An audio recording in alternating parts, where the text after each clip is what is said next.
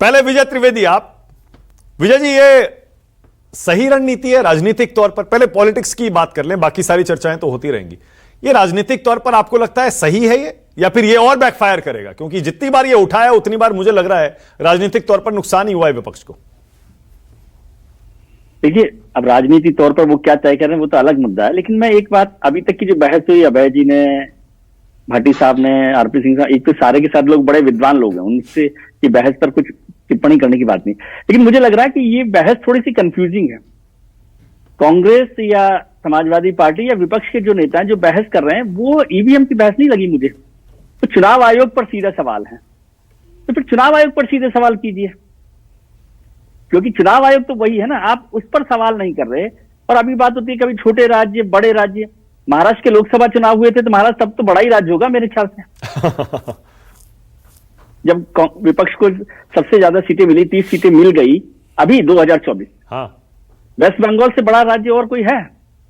उत्तर प्रदेश तो सबसे बड़ा राज्य 80, वहां पर आपको कितनी सीटें मिली?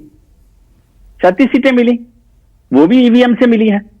महाराष्ट्र में छोड़ दें तो वेस्ट बंगाल में है, केरल में है, कर्नाटक में है, तमिलनाडु में है, आंध्र प्रदेश में है, तमाम राज्य हैं। उड़ीसा का जिक्र अभी आरपी सिंह ने किया, लेकिन मैं इस पर नहीं जा रहा। फिर कांग्रेस की सरकार कब आई थी? सबसे पहले 2004 में। वो पहला चुनाव था जब पूरा का पूरा चुनाव ईवीएम से हुआ था।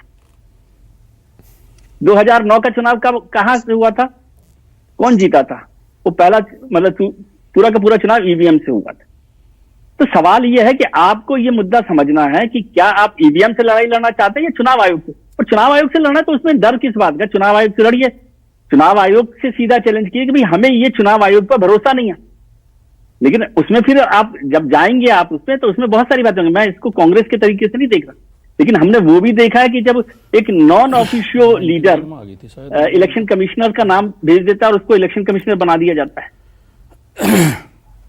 ठीक है, अब मैं इसको पर्सनल तरीके से नहीं कर रहा, लेकिन मैं बात कर रहा हूं कि चुनाव व्यवस्था पर कैसे काम किया जाए, कैसे नहीं किया जाए। और हर चुनाव को हारने के बाद यदि आप इस पर ईवीएम पर सवाल खड़े करते हैं तो लोग आप पर भरोसा नहीं करते। क्या आपको लग रहा है लोग खड़े हो गए आपके साथ? और मैं कह रहा हूं ये बहुत अच्छा फैसला किया है खड़गे साहब ने और राहुल गांधी जी ने, जो पूरे देश में निकल जाए। मैं बार बार यही बात कर रहा हूं कि चुनाव से पहले इस पर वो एक बहस करें। और अभी तो पार्लियामेंट चल रही है, सड़क पर जाने से पहले संसद में एक प्रपोजल लेकर आए कि हम ईवीएम से अगला चुनाव नहीं लड़े। मैंने उस दिन भी कहा था शायद आपसे मानक जी कि पार्टियां, जो भी विपक्षी पार्टियां, ये जो भी लोग इसके खिलाफ हैं, वो तय कर लें कि हम ये चुनाव ईवीएम से शामिल ही नहीं होंगे। फिर देखते हैं किसकी हिम्मत है, सरकार की है, चुनाव आयोग की है, हिम्मत है क्या? एग्जैक्टली। अनंत विजय।